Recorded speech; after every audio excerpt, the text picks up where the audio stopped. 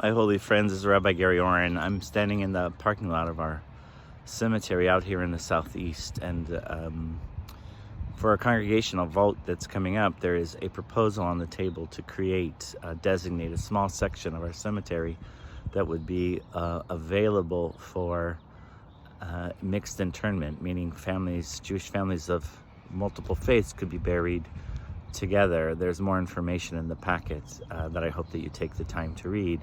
The purpose of this video is to show you what that area might be. So I'm here in the parking lot. You can see, and you'll know this section very well. It is this section here that is in the far left-hand side of the parking lot.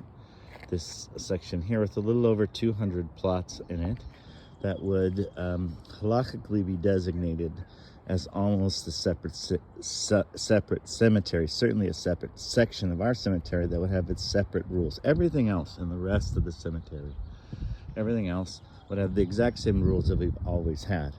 In order to make this section halakhically viable, meaning that it would follow Jewish law, in order to allow mixed internments here, but not anywhere else, we would need to expand our the gap, the amount of space between the cemeteries just a bit, about a foot.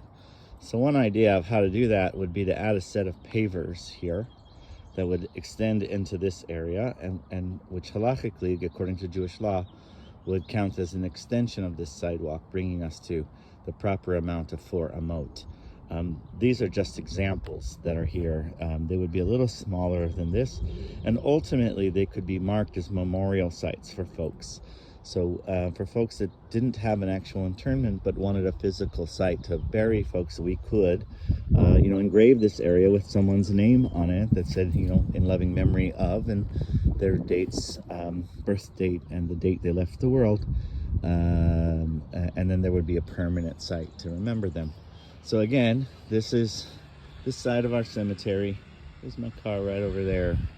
It will be this section, a little over 200 plots that go in this one section only. Everything else in our cemetery will remain according to the rules that we currently have. This one will have a slightly different set of rules that you will find in the revised or the proposed draft of the cemetery policy. I look forward to all of your questions and listening to your thoughts and helping us make a holy decision on how we care for our current members and current families, and how do we best fulfill the mitzvahs of both kavod hamet, dignity for the deceased, and Nichum Aveilim, on how do we provide comfort for mourners.